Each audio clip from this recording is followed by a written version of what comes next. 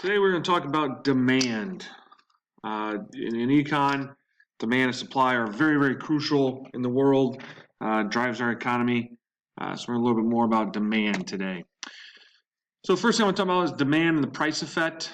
So demand is the quantities of a particular good or service consumers are willing and able to buy at different possible prices at a particular time. Notice there that it's not just what you demand. It's not just the fact that I demand a Lamborghini. That's not what you want.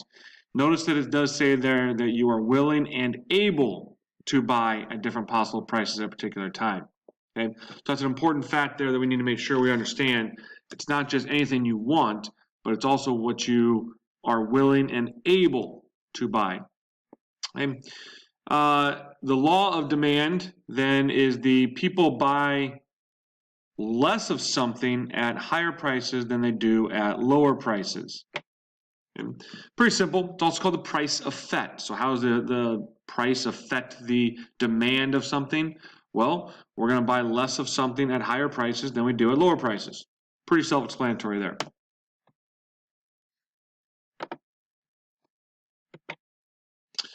Factors that influence demand then. So what are these things that are going to influence demand? Well, number one is the real income effect. This is where individuals cannot continue buying the same quantity if its price rises while their income remains steady. Pretty simply said here, if your income stays at what it is and the price of these items go up, you cannot continue to buy the same quantity of those items that you had before. 2, diminishing personal value. So the personal value you put on something translates into the amount of demand you have for that good or service. Okay, so I'll give you an example here of this. Again, your value on what you put on the good or service is going to affect your demand. It's going to affect what you're willing to pay for that particular product. For example, if I would say that I need a new driver for my golf bag, to play golf, I'm willing to spend a little bit more money on a new driver as it helps my golf game. Okay? My wife may seem otherwise, and she may not think that I need to spend that much money on a driver. Okay? And it goes in reverse too. Maybe my wife thinks that she needs a new purse, and I look at the 10 purses she has already and say, why do you need to spend that much money on a new purse? Okay, so those are the personal value items there that affect your demand. Number 3, diminishing marginal utility. This is the point reached when the next item consumed is less satisfying than the one before. Again, if my demand is to have 6 Pepsis today, at some point maybe that number 4, I may not feel as satisfied with my Pepsi today that I did at number 1. That's diminishing marginal utility. Substitutes. First of all, a substitute is defined as a good or service that can replace another good or service. And our willingness to use them depends on their price. So for example, maybe you think of some substitutes in your head, but a substitute for me having a Pepsi might be water, or a substitute might be orange juice. Okay.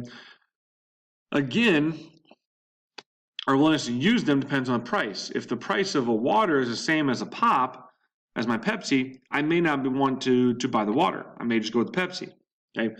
But otherwise, right now water, let's say flavored water, might be $1 less than your Pepsi. Therefore, you might substitute your Pepsi with the water.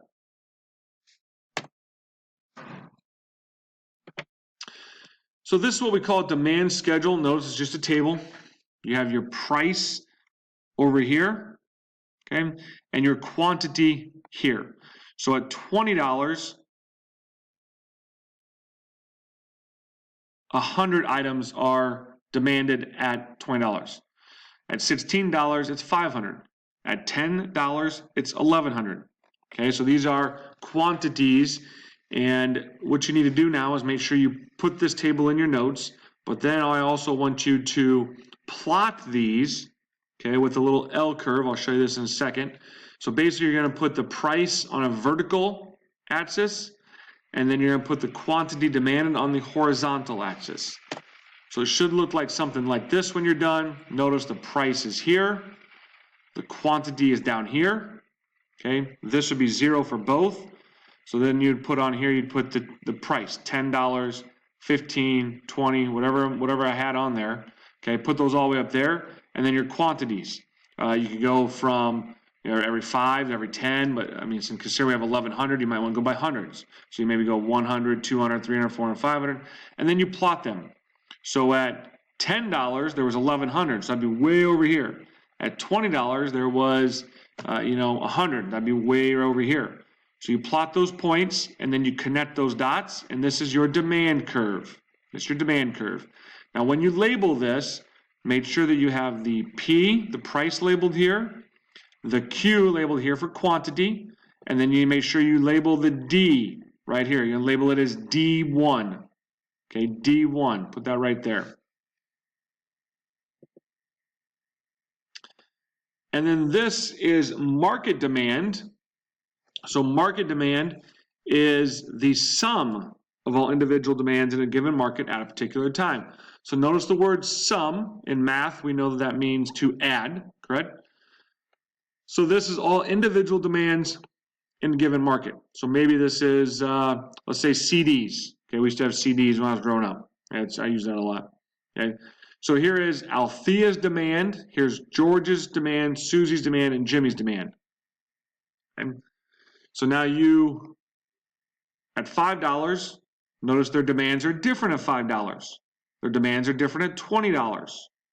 Okay? Susie doesn't like the band CD at $20. She thinks they're okay at this, but she doesn't like them at $20. George, he likes them all the way through. So the sum is going to add those demands. So what is your market demand for these CDs at $10? I'll give you a second to add them up. Market demand at $10. Again, we're going to add sum, right? At $10. So we're going to add these 4 up. Okay, so George and Susie together, they're 20. Jimmy's another 10, that's 30. And Althea's 8. So the market demand for CDs at $10 will be 38 because you add those all up. Okay, if you do market demand at $20, now you're going to add these up. You have 3 plus 5 is 8, plus 0 is still 8, plus another 5 is 13. So the market demand at $20 is 13. And then you watch video.